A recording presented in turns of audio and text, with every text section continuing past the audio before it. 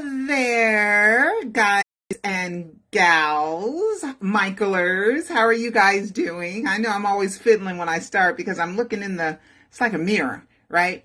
So, anyway, I have some great stuff to tell you guys this live, okay? Not a lot is going on, but a lot is going on. There's always a lot going on, right?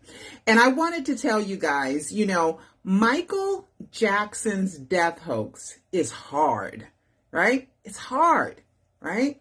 Because you have to take hours out of your time, out of your day to learn it, right? Even if I put it in, 330 minutes, how many people really have 330 minutes to watch something that they believe is just crazy BS because they can't figure it out? And they can't figure it out because what most people think is what's in the media, it's all that's going on. If it don't make major news, it didn't happen, right? So they have no idea. All the naysayers or all the people who think it's crazy have no idea what they don't know. As a matter of fact, they don't even know that they don't know. Right? So anyway, first off, Merry Christmas. Happy New Year for everyone. I know I'm saying it early, but a lot of you fans have already been wishing me Merry Christmas. So I just wanted to put that out there. Christmas is in 3 days. Okay. So I'm going to go out with my son and do some shopping today. But I said, I got to go live today. Because tomorrow I'm busy, right? You guys saw my picture. I'm doing farmers markets now, right? And they're all over the city. They're all over Southern California. So we're traveling. And there's different companies that do farmers markets. So it's a bit of a maze to try to figure it out, but we've been doing it. And so far, everybody loves the smell of these fragrances, right? They love it. They can't believe that it smells as good as it does. Like this one, Dolce Cabana's. That's based off of Dolce and Gabbana. And all me with the play on words like Gucci Guilty, Bougie Silky. I do have Juicy Couture. I call that Poozy Mature, right? Coco Chanel, I call Go-Go Channel. Drakkar, I call Darth Bracar. So, the people are loving the play on words and stuff like that because these famous fragrances, it changes it once I put it into shea butter because shea butter has its own natural aroma, which is kind of a bitter butter smell, something that you don't want to smell like. And so when you mix it with that, oh my God, just wonderful things happen when you mix the fragrance oils with it. So make sure that you guys support Stays All Day Shea so that I can make a live 5. I really, really, really, really, really want to make a live 5 because there's so much more that I have to tell to complete and be up to date with Michael Jackson's death hoax, right? So if you, even after Christmas, I'll mail them. They'll look like this. They come in these little cute little gold metallic mailing envelopes. They're bubble wrap. So please order some. Please, please, please order some. Okay. So anyway, and then I have scents that I haven't put on the website yet, that I sold out of when I was doing the farmers market. So I got to go cooking and making some more shea butter next week because my supply has really dwindled because now that I'm out in the public and I get a chance to let people smell it, oh my God, it makes them instantly happy. Like right now, I have on Possession right now. Smells wonderful, right? I got on Possession, which is Obsession. Changed around just a little bit. So anyway, before I get to John Branca, and all the stuff that he's been saying, he confirmed there's a biopic. I'm going to play that. He's also talked about Michael coming to talk to him after Michael, quote unquote, passed. Okay, to tell him how to handle the estate. I think that's a play on words. I think he's trying to give Michael credit, even though he can't say Michael's alive. You know why? It's trade secrets, okay? Now, this right here is trade secrets that was in, I got to figure out which legal document it was on. But here is one of the legal documents. I think which one is this? This might be the taxes, or it could be it's one of the lawsuits. It's the estate. And I can't remember. I didn't write which lawsuit it came from, but it came from one, and I'm sure if I figured it out. But anyway, this is the estate. Okay, so I'm going to read this to you guys, and this is so freaking telling. This is so telling. This is the estate wrote this in a legal brief, a legal document submitted to the courts. Okay, the estate has multiple overriding interests that overcome the public's general right of access. The estate has an overriding interest, which means their interest is above all, in its right to privacy guaranteed by the California Constitution, right? It says, here we go, right here. All people,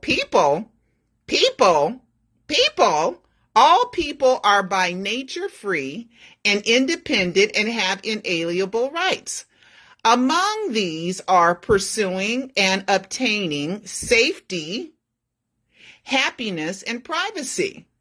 The estate is an entity, not really a person, because you take all your assets and you remove them out of your individual ownership and you move them into a corporation, into an entity, into a business, okay? All people, that's Michael, are by nature free and independent and have inalienable rights. Among these are pursuing and obtaining safety, happiness, and privacy. Furthermore, the estate has an overriding interest in the protection of its trade secrets. I love that one. The protection of privileged information, and enforcing and adhering to binding contractual obligations not to disclose. NDA? Did you sign an NDA, John Branca and John McClain? Hey, binding contractual obligations not to disclose. We can't tell you. We signed an NDA, we signed a contract, and we can't tell you what these trade secrets are, Mr. Court. Okay? Mrs. Court. Okay, and they give you these codes, California Evidentiary Code 1060, whatever. Providing protection from disclosure for trade secrets, again, and proprietary information. NBC subsidiaries, noting protection of trade secrets. Make sure, look, already 3 trade secrets. That's in a couple lines, okay? Noting protection of trade secrets, protection of privileged information, and enforcement of binding contractual obligations not to disclose have been recognized as overriding interests that support restricting public asset. These overriding interests overcome the public's right to access to confidential information contained in the, okay, that's what I have there, okay? I'm telling you guys, they're telling you. Confidential trade secrets. The information to be sealed includes information about MJJ business, financial information relating to the estate, including advances received, gross profits, So the information to be sealed constitutes confidential trade secrets and proprietary information in that it reveals negotiating strategy and business plans and objective. In some instances, the information to be sealed is subject to a block. Okay, here's more. This is the same one. That's the same one. Let's see. All right, let's see what this one says. I think I looked it up. Here we go. Okay, I looked it up.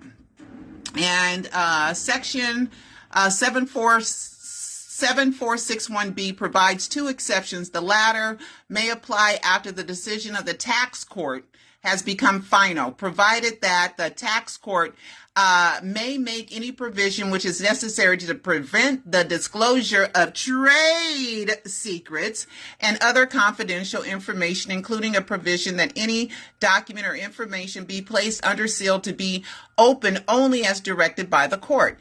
Protect a party or other persons from annoyances, embarrassment, oppression, and undue burden or expense. Okay, we're gonna, hold on. If you're dead, You ain't got no rights, right? Somebody could call you the worst names in the whole wide world and do whatever they want to your reputation, because in the state of California, you can't defame the dead. The dead have no rights. The only rights that the dead has is for somebody not to be cruel to a corpse. Okay, be cruel to a corpse.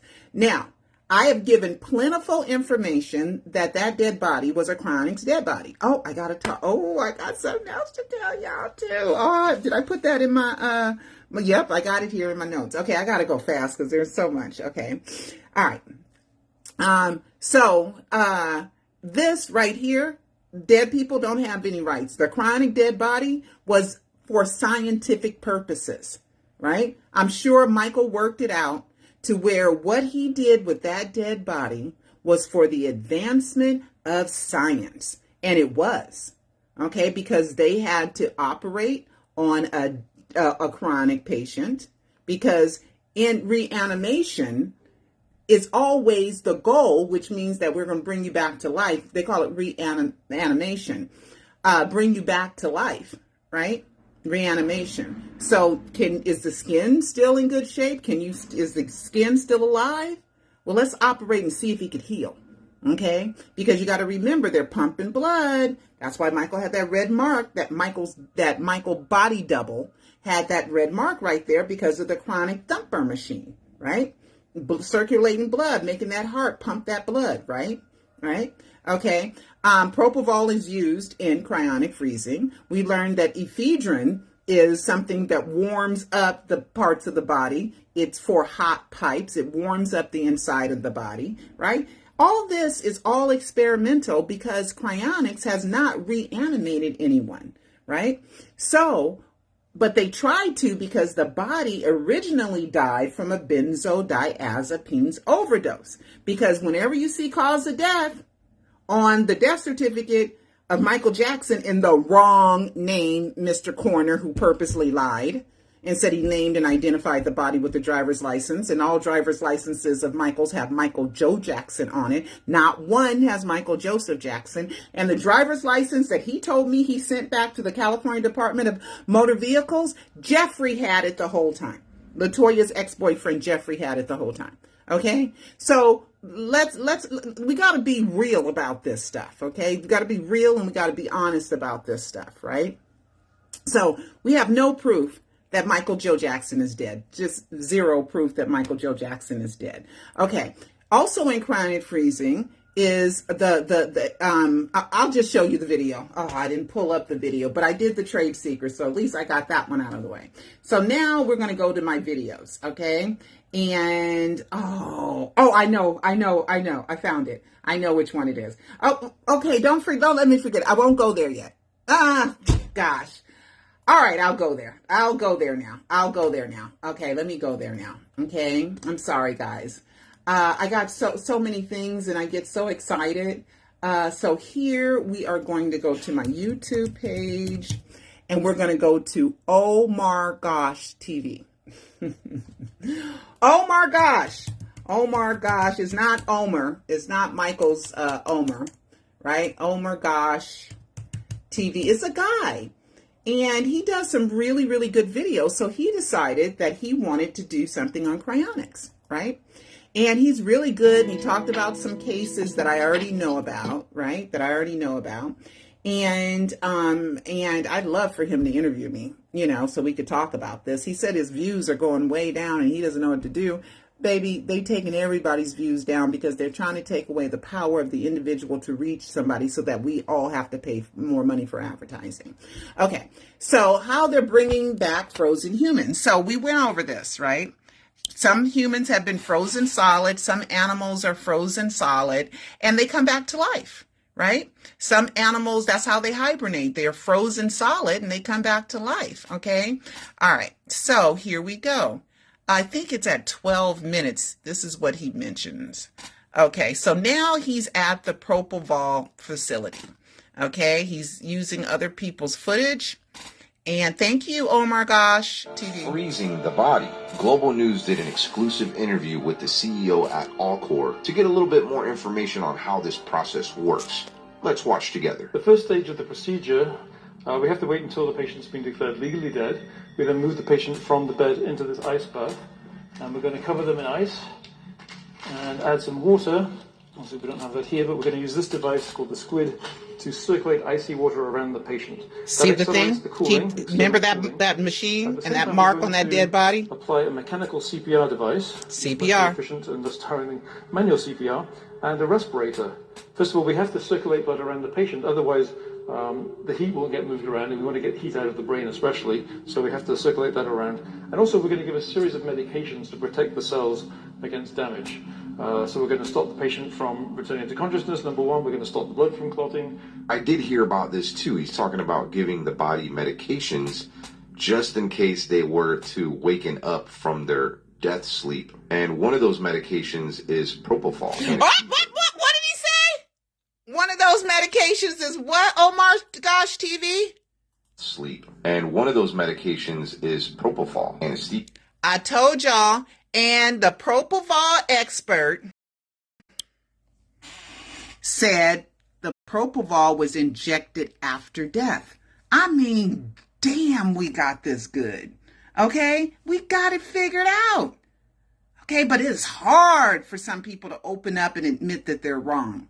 It's hard because then they got to admit how terrible and their thoughts, how terrible, and everything that they did and said about a person was terrible. A lot of people, they're just not mature enough or real enough to admit that they're terrible people, or they had terrible thoughts, or that they were wrong, or that they were wrong or mean or evil or, you know. But anyway, let's watch this a little bit more. I mean, because, like, who would want to wake up from their death? Much as you do when you're donating organs. The one in the middle is by far our youngest patient. This is sad. About 3 years old. This is really sad. A little girl from Thailand who had brain cancer. Both her parents were doctors, and she had multiple brain surgeries, and nothing worked, unfortunately. So they contacted us. Because they were actually medical professionals, they actually set up an operating room in Thailand, and we could send a team out there and do the procedure we normally do locally. When people talk about cryonics, they often say, well, you guys freeze people. And that's not really accurate, because freezing really implies the formation of ice crystals. And that's something we want to avoid, because ice does damage to cells. So we don't want to freeze the patient, we want to vitrify them. Once you cool to very cold freezing, the solution, instead of crystallizing, will just get thicker and thicker, and it's like a glassy block holding all the cells in place without any internal structure, and so does no damage. Antifreeze. And once we reach that point, which happens around minus 110 degrees C or so, oops. Okay, well we got to play it. Once that's happened, the body becomes a true solid, and absolutely nothing is happening in the body. There's no biochemical activity whatsoever, certainly no neurological activity. So at that point, really, it doesn't matter whether you wait a day or 100 years, you're going to be just the same as when you started. I remember I said that there's some options. Well, supposedly... Okay, so you're going to be the same whether it's a day later or 100 years later, okay? So let's see, was there some more stuff? Vitrification, where is that girl at? Let's see. There was a girl that I've used before, and she talked about vitrification. Here she is. Okay, so let's play a little bit of this. Better than ask the mortician. So let's see what she has to say about it. Vitrification is how cryonicists avoid the formation of ice crystals in the human body. If ice crystals form in the body, cell membranes are damaged, destroying vital tissues like those in the brain. Instead of creating a crystalline state, like with ice, vitrification transforms the body into a solid, glass-like state. Alcor uses a vitrification solution called M22, while the Cryonics Institute uses an in-house solution. Both are basically medical-grade antifreeze for people. And in an almost entirely glassy state, they are submerged in liquid nitrogen, where for several days the temperature is slowly lowered to negative 320 degrees Fahrenheit. The actual process of vitrification is rather delicate and takes incredibly long. So like Caitlin said, your body is in this glass state, almost like you're frozen in time. There's no... Okay, all right. So I think Star sent me this video, and thank you, and it's a new video, right? And he has almost 4.2 million subscribers. He's really good, but in 3 days, he only has 89,000 views. So he's really kind of worried about that. So Omar, reach out to me. Let's interview me and see. I bet you I can convince you that Michael faked his death, because I am the world's #1 most authority on Michael Jackson's death hoax. And I can say that without sounding conceited. I worked for it, worked really, really, really hard for it. And I have the proof in 4 documentaries, a book, a short film, thousands of posts, and hundreds of videos. Okay, so there's my proof that no one else has as much released information on Michael Jackson's death hoax than me in the world. Okay, and it's proven to me. It's duh, yeah, you did. Everything matches. Okay, now ephedrine, which we talked about, which was found in that dead body, and also in Michael's room, because Michael knew certain things would come up on the toxicology, right? And there's no proof that Conrad Murray ever gave Michael Jackson propofol, because Conrad Murray kept no records. It's just so obvious. And then the propofol was shipped to Conrad Murray's girlfriend, baby mama house. I mean, it's just, okay. So anyway, the propofol levels were high because it was injected after death. And that's why they think it's a propofol / benzodiazepines overdose, because the body originally died from a benzodiazepine. So Michael had to have certain things inside of his house to make it look real, except Michael forgot to pull the little propofol bottom tabs, the little plastic little string, just so it could hang. You forgot to pull them tabs, didn't you, Michael? That means it was never a drip. Okay, that means it was never a drip. And there's no way that Conrad Murray every night was cutting. When he said in his video, Conrad Murray said, why would I create this ridiculous apparatus where I'm cutting a saline bag, putting the bottle in the saline bag and letting it drip, and that's how you hang it? You know, it was ridiculous. And Conrad Murray said, all I had to do was pull the tab.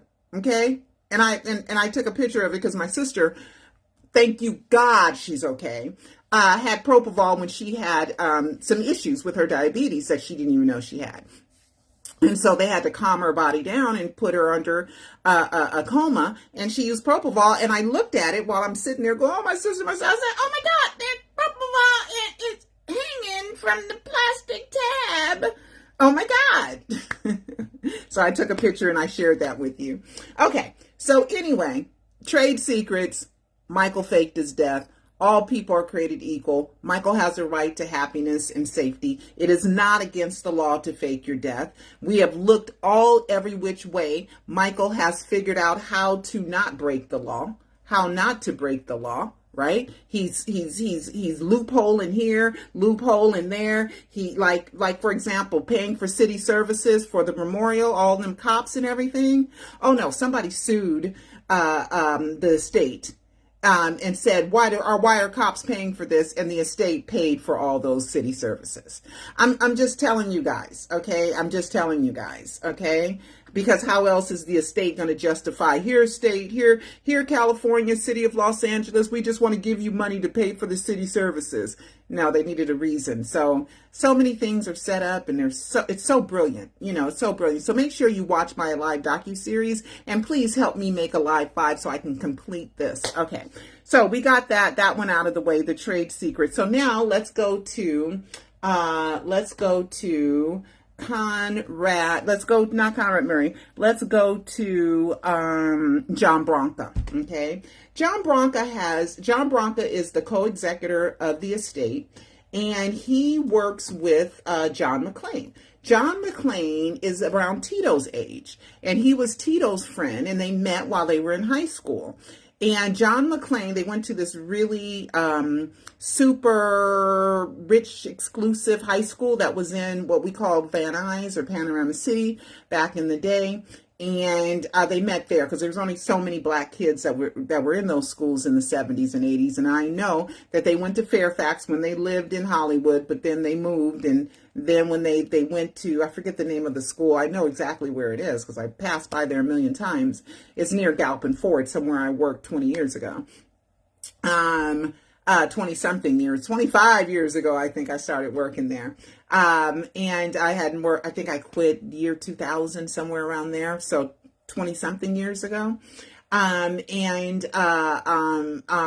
they met there, John McClane. So he's been a family friend ever since then. He was a rich kid. His dad owned, I think, a very, very successful or a few very successful mortuaries. And they sent him out of the hood to the white people area where they thought it was safer and it was a better school. And they attended that school. Okay. And that's where they met. And John McClane stayed friends with them forever. Okay. John McClane, so John Branca, but John McClane don't get on camera though. He's supposed to have been sick a few years ago, had a stroke or something, but John, Branca mentions John McClane, John mentions John McClane in one of his one of his videos, his Instagram videos. So we're going to go watch two kind of important, Instagram videos of John Branca. Okay, that's what we're going to do right now. John Branca. Okay, John Branca official. Okay, so here we are. Before the biopic, we're going to talk about that. We're going to do, where is it?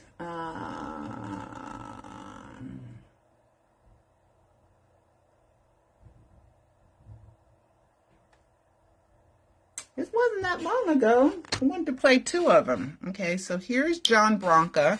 He has like, let's see, a lot of videos, and they're mostly about Michael, but they're not all about Michael. 3, 6, 9, 12, 15, 18, 21, 24, 27, 30, 33, 36, 39, 42, 45, 46, 47 videos, almost 50 videos he has. Okay.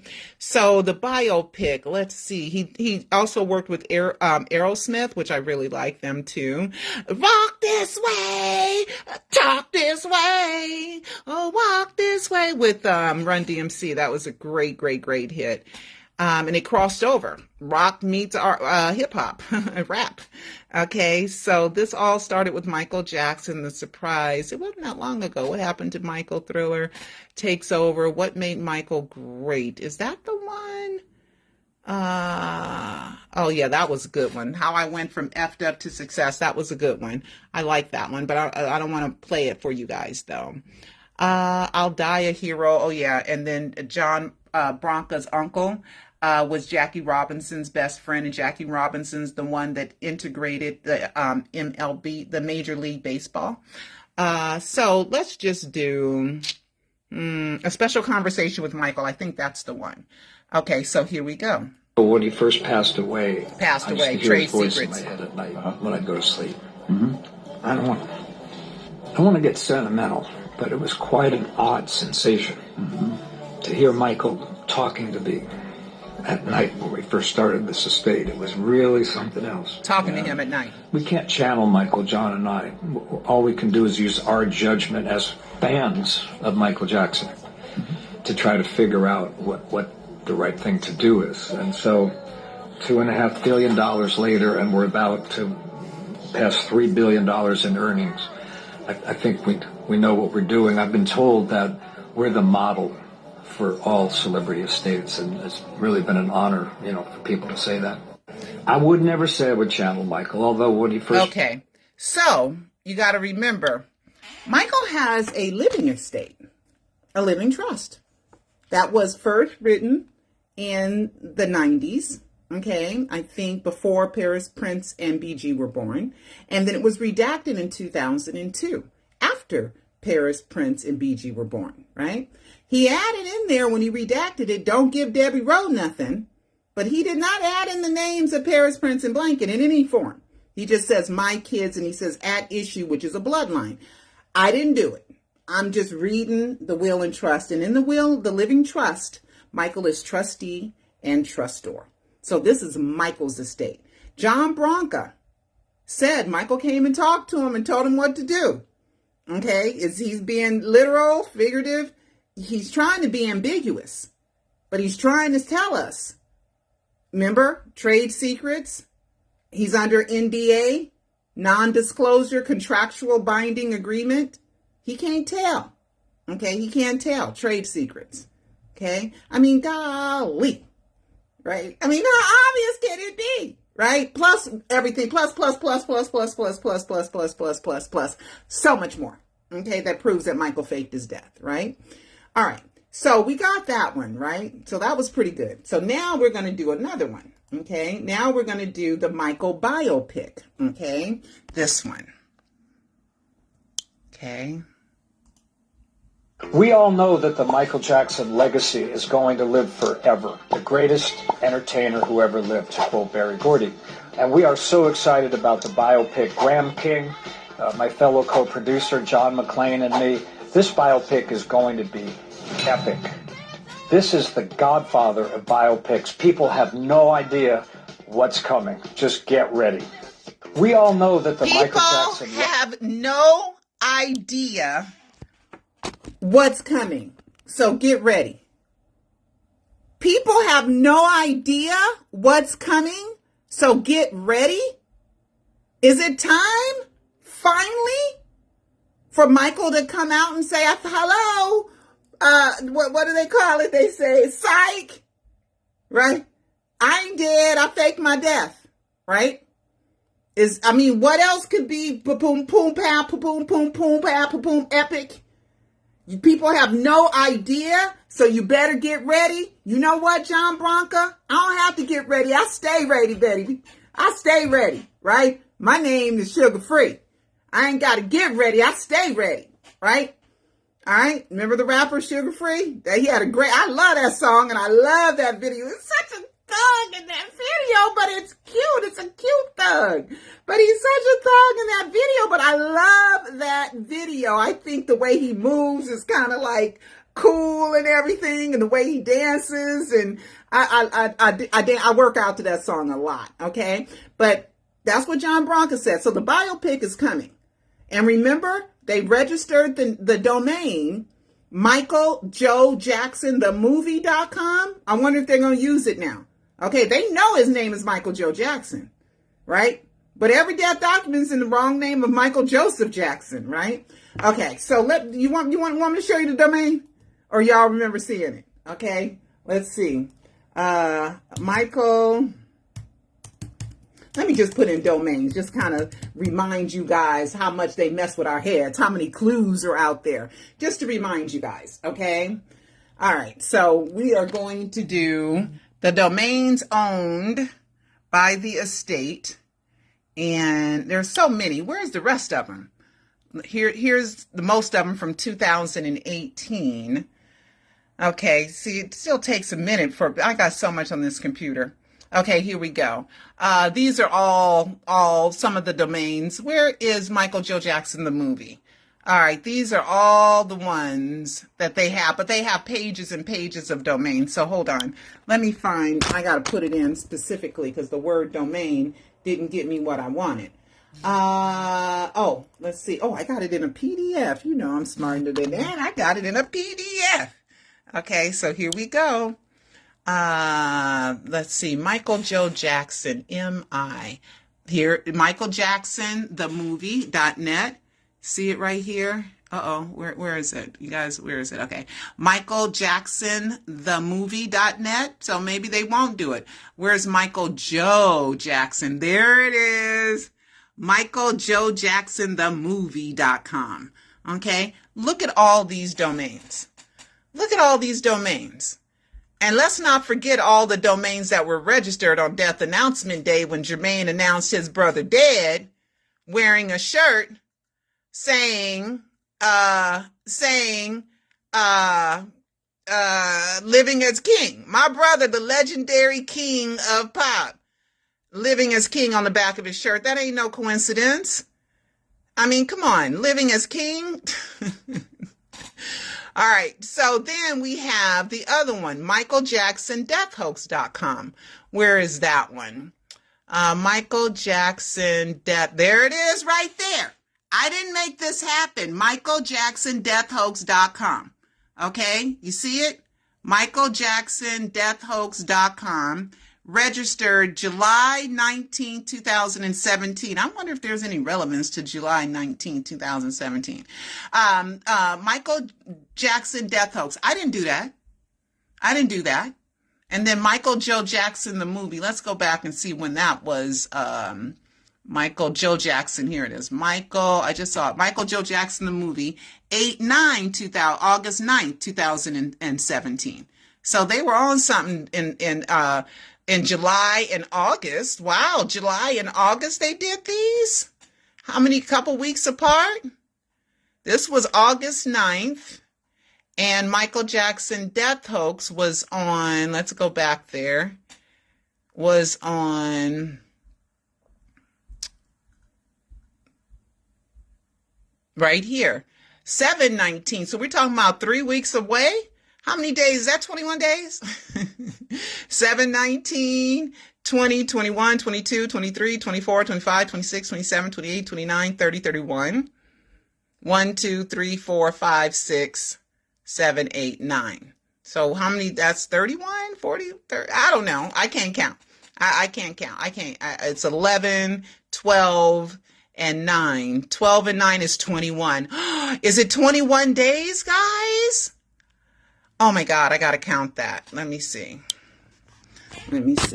Okay, both are 2017. I want to make sure I'm thinking right. 7/19. Okay, let me do it like this, because I get on here and I get all nervous finding clues while I'm talking to y'all. Okay, 20, 21, 22, 23, 24, 25, 26, 27, 28, 29, 30, 31. 1, 2, 3, 4, 5, 6, 7, 8, 9. 5, 10, 15, 20, 21. 21 is 7, 7, 7, 7. I'm going to say 7. 7, right? Bring the cystic girl out in me, right? I didn't make this happen. I just discovered this with you guys right now. I just discovered it with you right now. Everywhere you look, there's death hoax clues. Everywhere you look, they're just everywhere, right? Are you guys as excited as I am? It's fun. It is fun finding death hoax clues. It is fun. Okay? I'm just saying 7/19 to 8/9. 7, let me make sure. 8, 7, 19, 20, 21, 22, 23, 24, 25, 26, 27, 28, 29, 30, 31, 32, 33, 34, 35, 36, 37, 38, 39. It is. It's 21, okay? Because it's 10, okay? 31. 21. 21. Am I going crazy? Am I right, you guys? Tell me if I'm right or I'm going crazy. 19, 7, 19, 20, 21, 22, 23, 24, 25, 26, 27, 28, 29, 30, 31. 1, 2, 3, 4, 5, 6, 7, 8, 9. Yep. Found that with y'all right now. Found that with you guys right now. That's why I go over old stuff. Because Michael's probably like, but you didn't catch this one, Pearl. But you didn't catch that one, Pearl.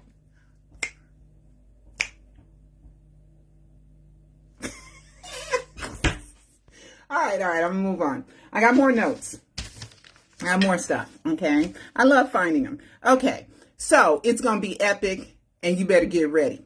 Okay, you have no idea, okay? So you better get ready, all right? All right, John Branca, I'm ready, baby. I'm ready. All right, so then let's see. Okay, so now I didn't do something. Oh, let me show you guys something else that I have pulled up that I want to show you. Okay, so where is it? It kept coming up before. Before we get into, oh, here we go.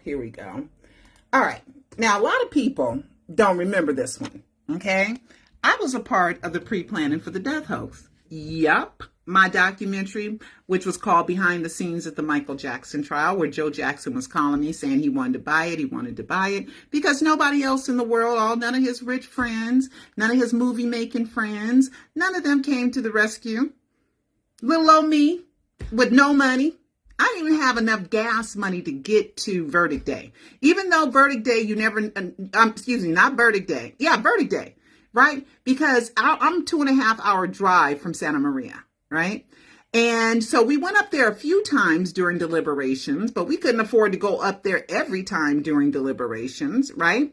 And when the verdict came down, I didn't have enough time to drive there. Now, I'm sure I could have probably pulled together a little bit of money for gas to go, but we didn't have enough time. We weren't going to make it. So I didn't make it to verdict day. Okay. Watched it on TV, and me and Cecil cried together when Michael was acquitted. We cried. We cried. It was on I think the 7th day of deliberations it came through. I think. You guys got to double check. Okay. All right. So anyway, I was a part of the actual pre-planning. This is my documentary. We renamed it Michael Jackson, The Trial and Triumph of the King of Pop. But before it was called Behind the Scenes of the Michael Jackson Trial. Starring Michael Jackson, producing. I even put Michael, I wrote this. I created this. Okay. I made Michael Jackson the star because it ain't about me.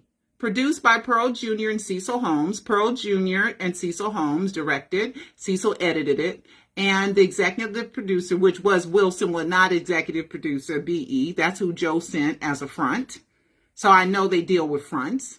Okay, because I didn't know that Wilson was a part of the Joe thing until Rock City Entertainment was a company that Michael had with Kerry Gordy, Berry Gordy's son, and Michael Jackson and Jack Wishna.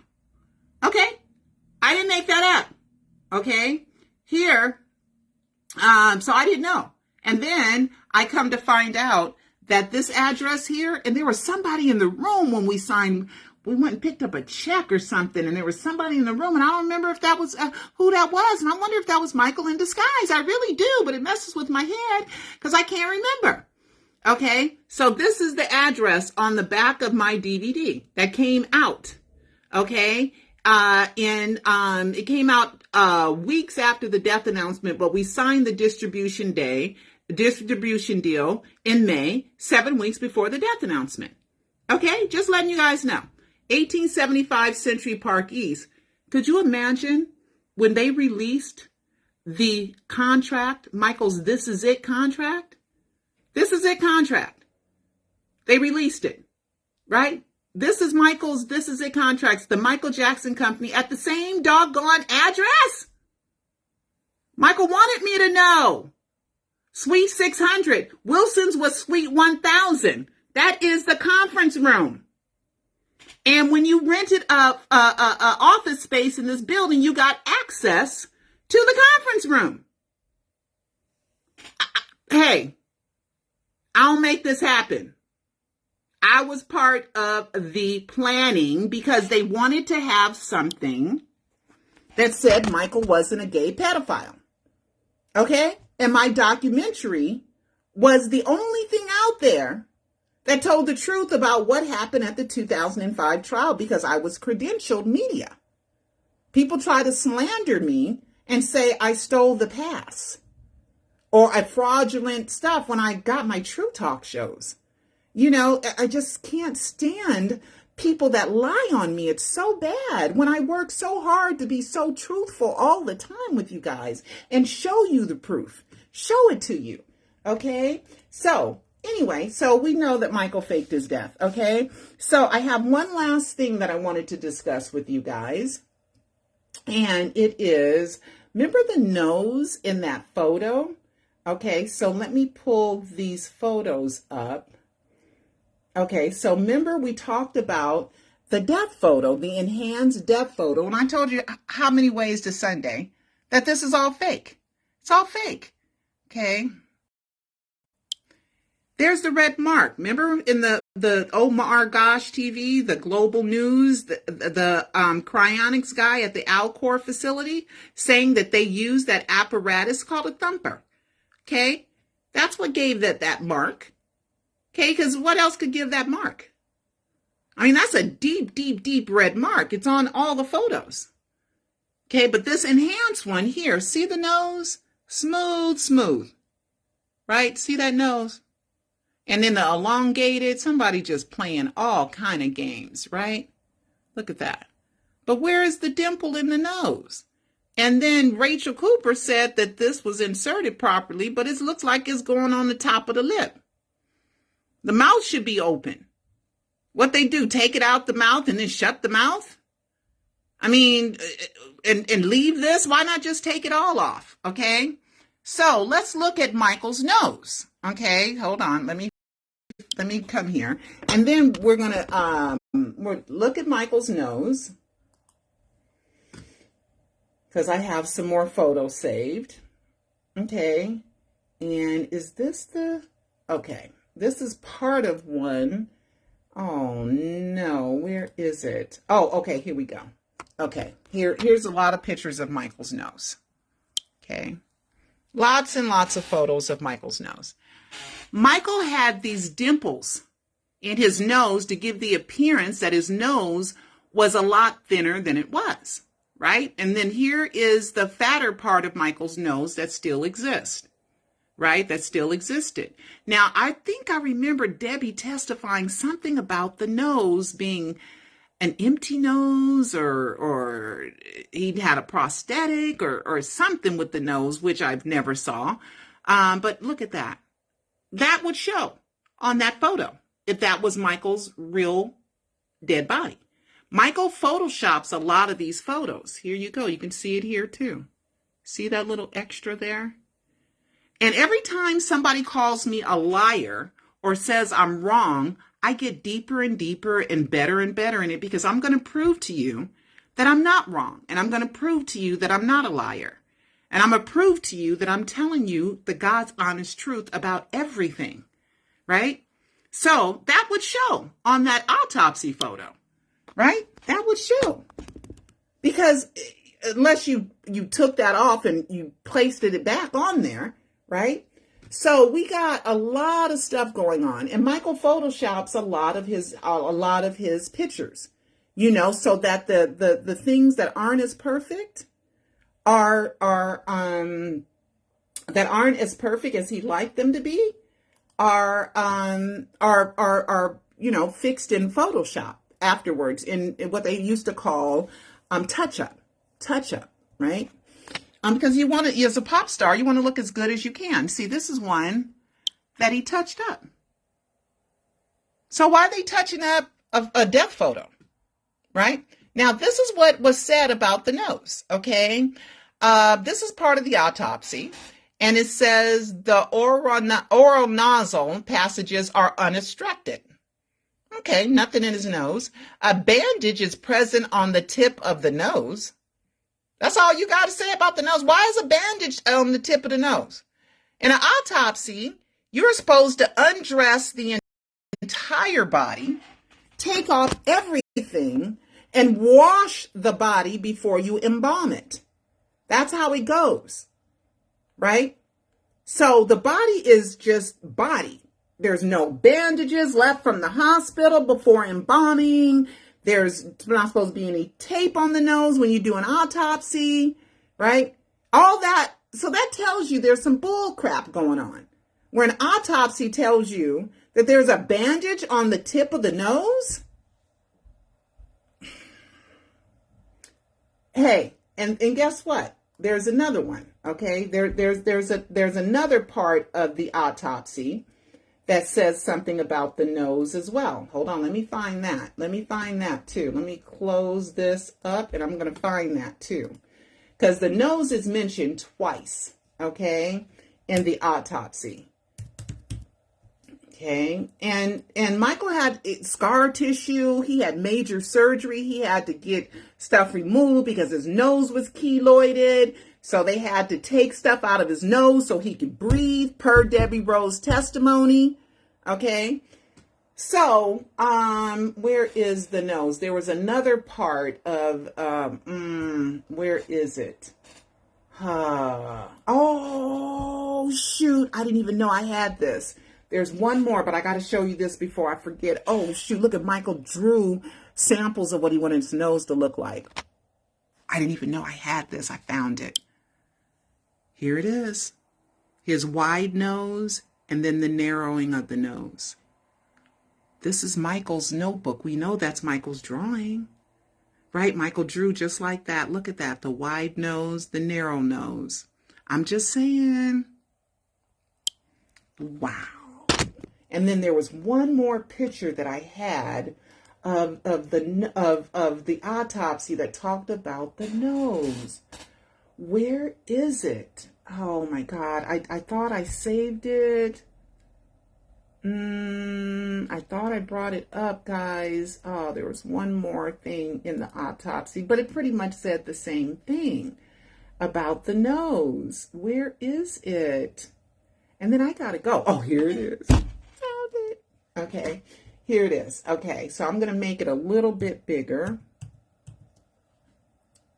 Can I make, no, I can't make it bigger, so I'm just gonna have to bring the camera. Okay, this is another part of the autopsy. It says, there was a dark black discoloration on the decedent's upper forehead, blah, blah. Discoloration was present on the decedent's eyebrow, eyelashes, and lip. A small piece of gauze was found on the tip of the nose, and an ETT held in place with medical tape was seen in the mouth.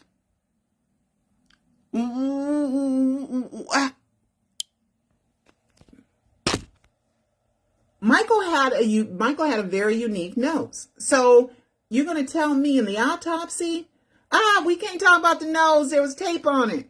There was gauze on it. That was found on the nose. So we're not going to talk about the nose. Michael real sensitive about the nose. Okay. So who told the coroner? Be careful not to talk about the nose, though. I'm just wondering, right? Who told the coroner? Let's not talk about the nose. Hey, I don't make this happen. I'm just the reporter and the investigator that's finding this stuff. Okay? All right? So we got a whole bunch of good stuff in this video. I like this video. You guys like this video? I like the video. Anyway, so everybody watch the Alive docuseries, especially Alive 1, 2, and 3, Alive 4 right here, and this one here, Prisoner of Fame. Okay, and I don't know. You guys want me to read a few more pages of A Prisoner of Fame, The Price of Fame? You want to read a little more of that? You guys want me to read a little more? I might read a little bit more. And, I got one little thing that I'm going to try to do. I'm thinking about putting it in a book and selling it so you guys can enjoy it if I can't make a movie out of it. I mean, gosh, it's such a good script, but I don't know. I don't know what I'm going to do. Okay. But anyway, this was a really, really, really good, I thought, good, Alive with some extra stuff in it, right? Found a clue right in front of you guys' faces. Okay. So, and I think I counted right. Please tell me I counted right. Cause, I can be dingbat. I can be a dingbat. A lot of people who can do certain things have a little bit of dinginess in them. Like me, I have a hard time with right and left. Right and left. Even though I have a red birthmark.